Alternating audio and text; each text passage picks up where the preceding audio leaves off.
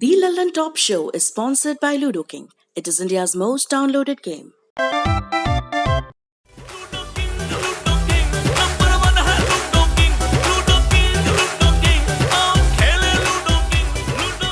हाय दोस्तों, मैं Vikas Singh and family and friends का नंबर 1 गेम लूडो किंग अभी डाउनलोड कीजिए।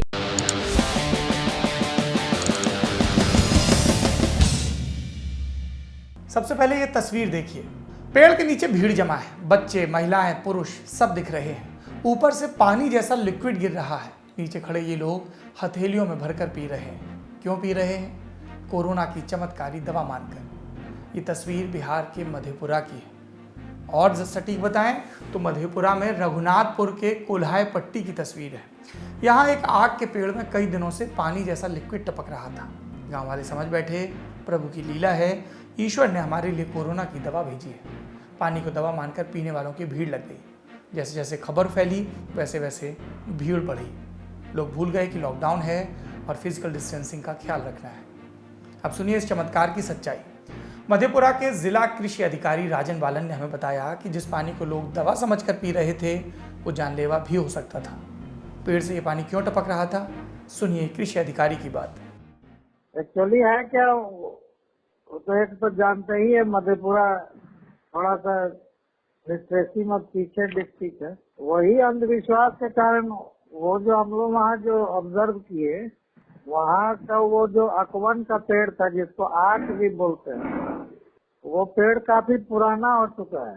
पुराना होने के कारण उसमें काफी देखे इंसेक्ट वगैरह लगा हुआ, कीट व्याधि का पूरा प्रकोप है। पूरा सारा पेड़ जो है वो कीट व्याधि से ग्रसित है। के कारण वो कीड़ा जो है उसके अंदर स्टेम तक प्रवेश कर गया, तना के अंदर। और उसमें अकवन में आप लोग जानते होंगे एक दूध जैसा तरल पदार्थ होता है, और उसी को वो कीड़ा चाट रहा है।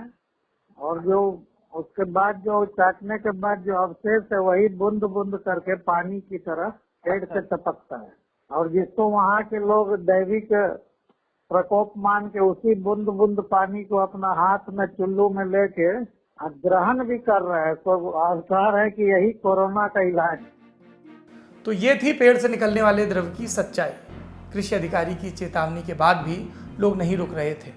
अब मधेपुरा के डीएम ने हमें बताया कि लोग नहीं रुके तो पेड़ को ही कटवा दिया गया। आप सोचिए कोरोना को लेकर जागरूकता का देश में क्या हाल है। हम आपको लगातार बता रहे हैं ऐसी चमत्कार वाली देसी दवाओं से कोरोना के इलाज में मत फंसिए, ये जानलेवा हो सकता है। हमने शो में ही आपको ईरान का उदाहरण दिया था, जहां किसी ने अफवाह फैला दी थी कि अल्कोहल से कोरोना का इलाज होता है।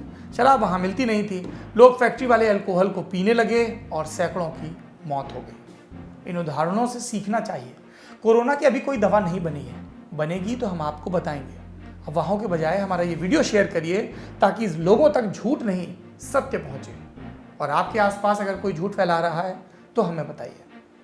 वैसे झूठ की बात से ट्रंप याद आ गए। कल यानी 24 अप्रैल को हमने आपको अमेरिका के राष्ट्रपति डोनाल्ड ट्रंप की एक खबर बताई थी।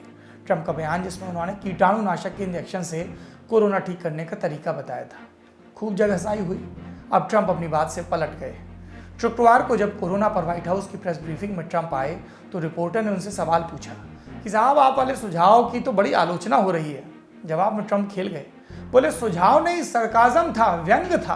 बोले कि मैंने तो आप रिपोर्टर से व्यंग्यात्मक लहजे में पूछा था कि क्या कीटाणुनाशक का इंजेक्शन लगाना शुरू कर दें।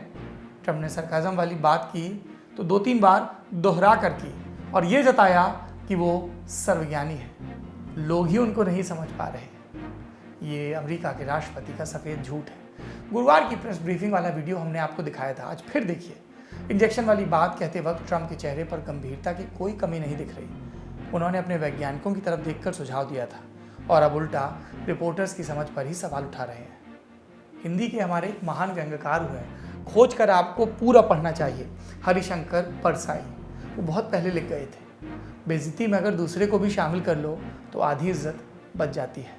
अपनी बेइज्जती में रिपोर्टर्स को शामिल कर शायद ट्रंप भी आधी इज्जत बचा रहे हैं। लेकिन बेइज्जती करवा ली है, ये बात ट्रंप के चेहरे पर साफ दिखी। शुक्रवार वाली प्रेस ब्रीफिंग सिर्फ 22 मिनट में ही खत्म कर दी गई। ये व्हाइट हाउस की कोरोना पर अब तक की सबसे छोटी प्रेस ब्रीफिंग है। एक खबर अमेरिकी चैनल CNN ने भी व्हाइट हाउस अपने सूत्रों के हवाले से छापी। खबर ये कि ट्रंप के सहयोगी और सलाहकार लगातार कोशिश कर रहे हैं कि कोरोना वाली डेली प्रेस ब्रीफिंग में राष्ट्रपति ट्रंप न जाएं। पिछले हफ्ते ट्रंप को ये सलाह दी भी गई तो वो नहीं माने। अब आप सोचिए, अमेरिका के राष्ट्रपति भवन के अधिकारियों को कोरोना से ज़्यादा ये चिंता सताती है कि उनके राष्ट्रपति कोरोना पर बोलते हैं तो क्या ही बोल देते हैं। वैसे कोरोना जैसी गंभीर बीमारी पर कोई राष्ट्रपति ट्रंप की तरह उलझुल बयान दे तो चिंता तो होगी। हमारे पास ट्रंप के लिए एक सुझाव है। आपका दुश्मन मुल्क, आपकी नज़र में ईरान, वहाँ बच्चों को शेख सादी की किताब गुलिस्तान सादी पढ़ाई जाती है। इसमें फारसी का एक शेर है, तामरद सुखन ना गुफ्ते बाशद एबो हुनरश ना हुफ्ते बाशद, यानी आदमी कम बोलेगा तो बेवकूफ़ियाँ भी छिप जाएंगी। फिलहाल कोरोना के मामले में तो शेख सादी की ये सलाह ट्रंप जी आपको गांठ बांध लेनी चाहिए। इससे अपनी नहीं तो कम से कम आपके देश अमेरिका की इज्जत बच जाएगी और आप उनकी जान बचा पाएंगे जो आपको बताए इलाज को गंभीरता से ले रहे हैं।